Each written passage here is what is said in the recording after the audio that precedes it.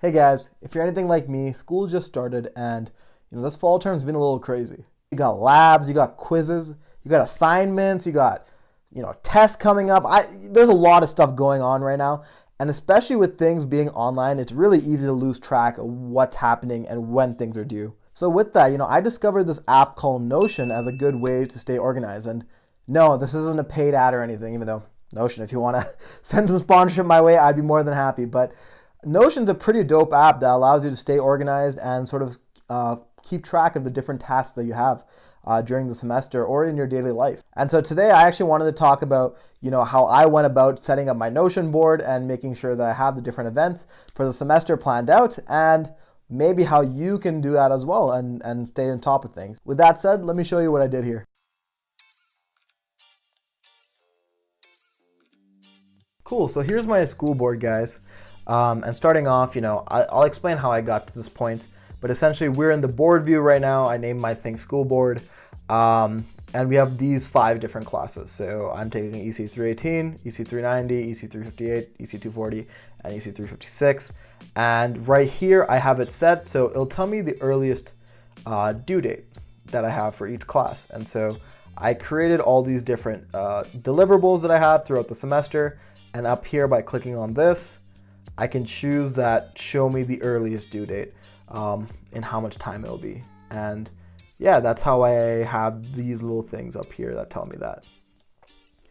I also can choose what I want to do. So right now I have a group by class, but if I want to do a group by status, I have going to be not started, in progress, completed, and I have this event type for things that are events like quizzes. And I can look at the type as well. So if I want to sort it by quizzes, labs, manuals, pre-labs, projects, I can do all of that by the group type. But I like the class type the most. I also have a filter here. So, I have the status is not completed. I'm filtering all the stuff out that is completed. So you can choose what you want to filter here by doing that. And I have it sorted by the due date and the percentage. So whatever's due earliest is at the top, and whatever's worth the most percent, matching those, is also above. So that's how my school board is set up. But how did I get here? And it's pretty simple. I essentially, if you go add a page right here after you set up your Notion, I'll go add a page here, and I'll just name this fall 2020. And I'm going to start off with a board view. So here we go. You have a board, and you can choose this card 1 right here. And let's call this, ECE 358 assignment 1. So I'm making a deliverable in it right now. And inside this deliverable, what I can do is create different properties. And so like I showed you in the previous board, I can do a bunch of filtering, sorting, and all this type of stuff because of the properties I made in the card. So let's think about the different properties to add. This assign is pretty useful if you have multiple people on one board. Personally, most of my assignments are done individually where I don't have anybody sharing the board. So I'm going to actually delete this property, but this could be useful to you if you want to share the board with somebody. So let's go delete. And then here, let's leave the status as is. So for assignment 1, let's say it's not started. And then let's add a property. So when I add a property, we have all these different properties that we can add. Honestly, most of the time, like these 5 are the ones you're going to be using, but who knows, like if these are useful for you guys as well, by all means, do it. And I'm not even trying to mess with these advanced ones. But anyway, going back here, let's talk about what class it is. So let's make this property class. Oh. And let's say EC358 for this one. So there we go, guys. Now we've made that property class for assignment 1 as EC358. Now let's talk about perhaps what type of thing it is. So I'm going to do a multi-select class. That'll let me select multiple things, but it could just be one if I want it to be. But let's call this type. And so in this case, now that we have type, let's say this is a homework type. And there we go, guys. Now we have this as a homework type. If I wanted to go a little more deeper, maybe I could say like textbook questions. and now I have two different types in there, and so those are all individually keyed.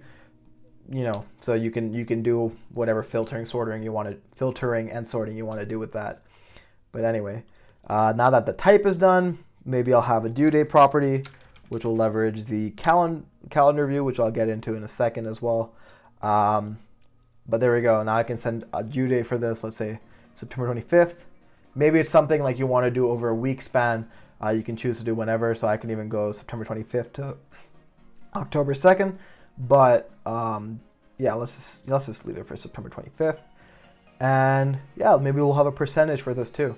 So how much is this, assignment worth? So percentage, and let's say it's worth 5%. So there we go.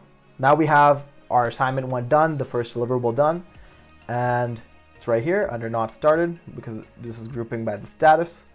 And if pretend I want to put assignment 2 in here, I can just easily duplicate this.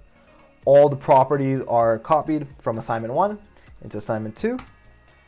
And all we have to do is, change the name and maybe change the date. So October 2nd, percentage, let's say is 10. And now we have EC358 assignment 2. And right now we have it grouped by status, but like I mentioned, my previous one is grouped by class. So if I do this, there we go. Now we have a group by class. And if I make another card, let's duplicate it for a different class per se. So let's say we have EC356, quiz 1. I can change these properties real quick. Make a new quiz property.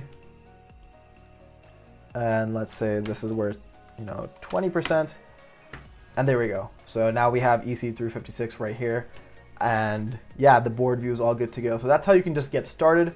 As I mentioned before, you can add the filters, sorting, all this type of stuff using the different properties that you have here, and you can also choose what you want to see on the board view. So in here, I want to see maybe the status. So it's a not started status for all three of them.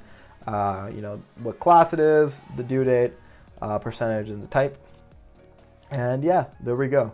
So now that we have all this done, let me talk about another great feature that Notion has. And I'm going to quickly go back to what my board actually looks like right now.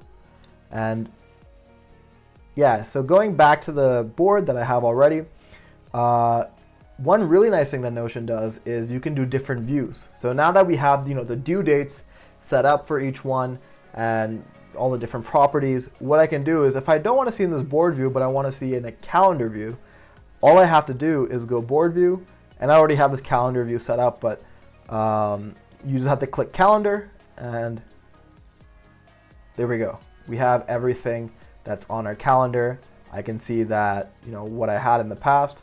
Apparently I should get into EC356 problem set 1 because I haven't started that, and that should be done by the end of the week.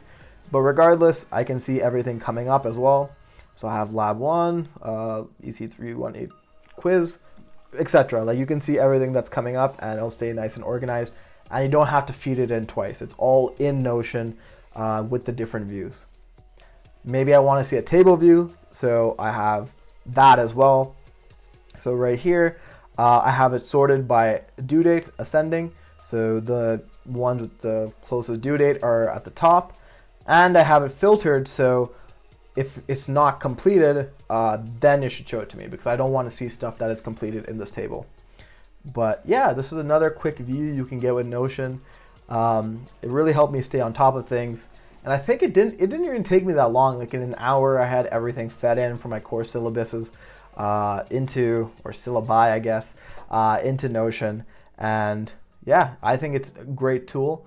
I don't know how many of you have heard of it before, but hopefully it can be as useful to you as it was for me. And yeah, if you have any more questions, feel free to send it over my way, or obviously read the Notion docs online. I probably I'm not utilizing this as well as I could have, but like I said, I just started with this too. But I think I was going through it with a lot of my friends, and they were curious about it as well. So I think this could be useful to a lot of people. I just wanted to talk about how I'm utilizing it. But with that said, guys, thank you so much for tuning in to the video. Hopefully, once again, this could be useful. And if this is useful, maybe give this video a like, subscribe, definitely helps out the channel a lot. But yeah, till the next one, guys, take care and peace.